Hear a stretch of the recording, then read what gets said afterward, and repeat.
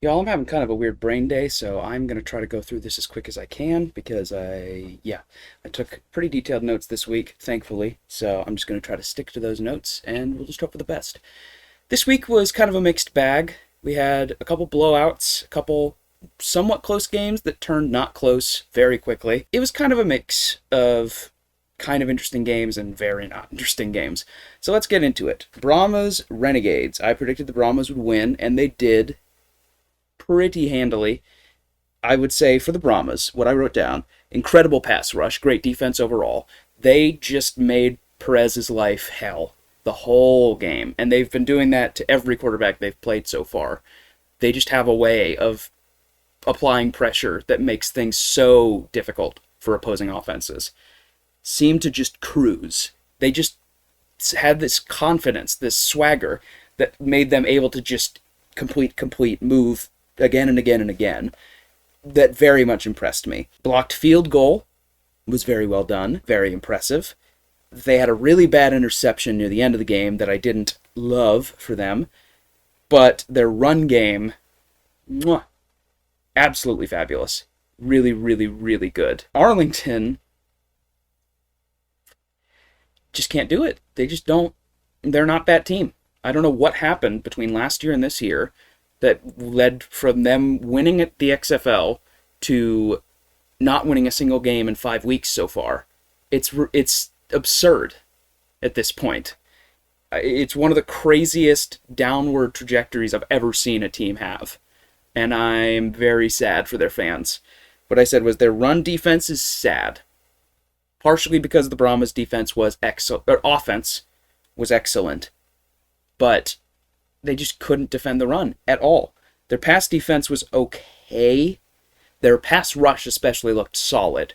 It was the secondary was just, they looked outmatched every step of the game. Kept pace early. They did okay in the first quarter, but they just lost momentum, which seems to be a recurring theme for the Renegades. They don't know how to play a complete game. They will play a solid first half or a solid first 3 quarters even, and then just crumple. And I don't know what they're supposed to do. They had to fight for every yard, it felt like, save the occasional big pass by Luis Perez.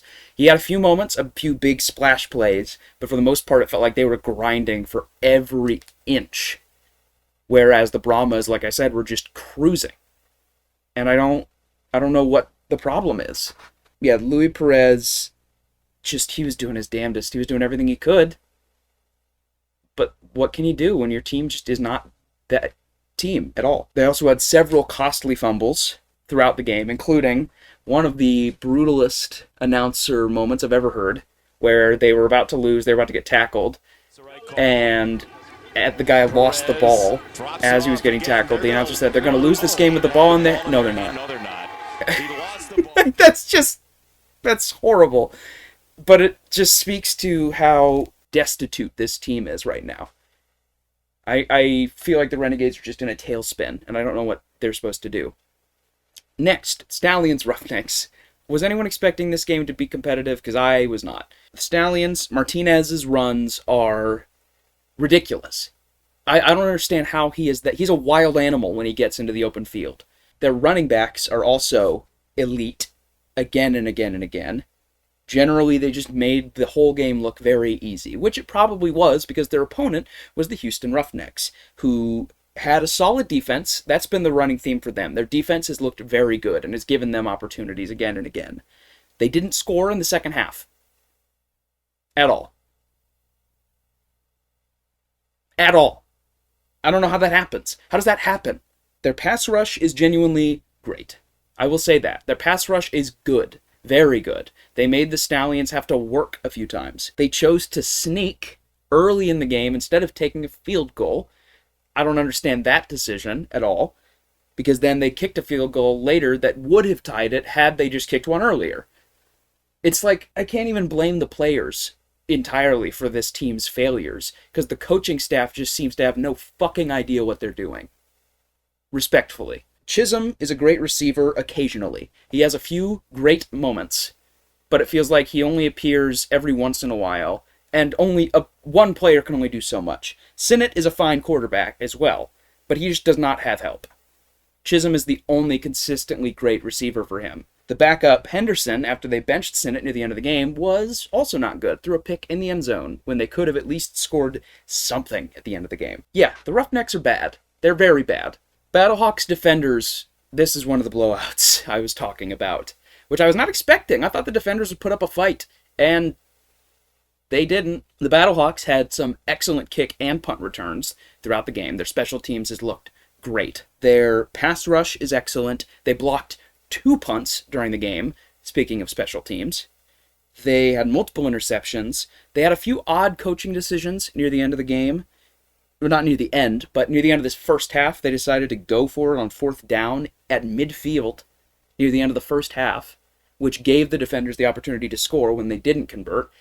I didn't understand that decision whatsoever, but what can you do? Great punt returns. Hakeem Butler is an amazing receiver. This felt like his breakout. He was ridiculous the whole game, and it was so fun to watch him play. Generally, I would say St. Louis's special teams is perhaps the best in the league. It's incredible. 2 blocked punts, amazing kick and punt returns. They seem far and away to be the best team in the XFL. The defenders are not. Their pass rush is really good. They got a strip sack on A.J. McCarron early, which gave them a bit of a momentum swing. It didn't last long, but it was something. Terrible passing game. DC's passing game is rough, and it's hard to watch because you see them get opportunities because of their defense again and again, and then you see their quarterback throw interceptions again and again and just throw away those opportunities. He threw into triple coverage at one point. I was like, why? There's no reason to do that. Just don't do that. Their special teams is a disaster. 2 block punts in one game. 2 block punts in one game. Need I say more? Their defense was great. DC's defense, fittingly, given they're the defenders, has been great all season. They're the thing that's been keeping them in games. But they can only do so much. They are only on the field less than half the time. And when the offense is just throwing away every opportunity they're given, what can they do? They had a couple solid drives in the second quarter that did kind of impress me. But one good quarter of football does not a win make. I will say Ta'anu had some really good quarterback runs. His passes were atrocious. The run game in general for DC is decent, and I think they really need to figure out how not to rely so much on the pass game when the pass game is just going to cost them again and again. I think they need to learn to just run the damn ball more and more, because if they do, I think they have a solid chance in these games. Turnover on downs late just sealed it. It was just, it was bad. It was a dressing down of the defenders. I forget exactly how many points the Battlehawks scored, but it was a lot. In the 30s or 40s at least. Now, the last game, the Panthers and the Showboats. Thought this might be closer than it was. I was wrong. I was worried because E.J. Perry, the Panthers quarterback, got injured last week playing the Brahmas. And I thought, that might take the wind out of their sails. I thought the season might be over. Clearly, not so. Granted, they're playing the Showboats, who are bad. They're a bad football team. But the Panthers impressed me, and their backup impressed me. What was his name? Danny Etling, the backup quarterback, very much impressed me with his play. Their strip sacks, again, pass rush. This league has been excellent for pass rush fans, which I am one of them, I would say. Danny Etling is a solid backup quarterback. He's not elite. He's not the best, but he gets the job done. He's really solid. Wes Hills at running back is a machine. He's a battering ram. He's ridiculous. I don't know how you stop that guy. Colburn, Matthew Colburn, also a great running back. They got 2 really, really solid running backs on the same team, which is a great thing for them. Jake Bates missed 2 kicks. He's been perfect all year. He kicked that 64-yarder in the first week to win the game against the Battlehawks. And he missed 2 kicks. That's not legal, I don't think. I didn't know that was allowed. He did make one near the end of the game to redeem himself, but I'm still sad about it. I'm still sad. Let me be sad. Sorry, didn't mean to jostle you. Huge gains by Etling again and again, and he went for a rushing touchdown. He's got it. He's not perfect, like I said, but a more than serviceable backup. I just worry about his longevity, which is the thing you always worry about with a backup. We saw that in the NFL season. Josh Dobbs, Jake Browning, Beathard, all these backups who were solid for the first few games and then really plateaued or petered off. Oh, yes. They muffed a punt late in the game, which was a major setback, was completely unforced, gave the Showboats an opportunity to get back in it, which they didn't, but unforced error completely. Had several unforced errors on defense. They allowed the Showboats to get a first down on 3rd and 15 entirely because one of their defensive players rammed one of the receivers with his helmet. And then, celebrated afterwards like he'd done something. You didn't do anything. You just cost your team, a whole possession, basically. Yeah. Stuff like that just reads as undisciplined to me. Marcus Sims is a playmaker. Watching him as a receiver for the Panthers, beautiful work. The Showboats, yeah. First 4 possessions for the Showboats. Let me run down the line. A fumble, recovered by Michigan. A punt. An interception by Michigan. A fumble, recovered by Michigan. They turned the ball over 6 times this game.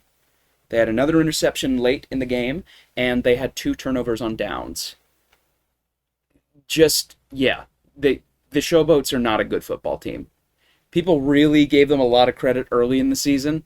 Even then, I was like, gee, I don't know. I don't know about that. Troy Williams is back up. He's okay. He's all right. I don't know. Case Cookus, I don't think his failings were very much his fault. The O-line for the Showboats is bad. And Williams made some clutch throws throughout the game. He did all right, including, I will give the Showboats credit for this and this alone, the longest play of the season, an 82-yard touchdown run, which was a thing of beauty. Threw it to the 35. It was run the rest of the way for a touchdown, which was beautiful. Absolutely beautiful. And then he threw a pick near the end, which iced the game. So it's like you take the good with the bad, I suppose. The Showboats seem hapless, is the word I would use to describe them. They have a lot of the pieces to be a good football team, but none of those pieces seem at all able to cohere. So that's my thoughts.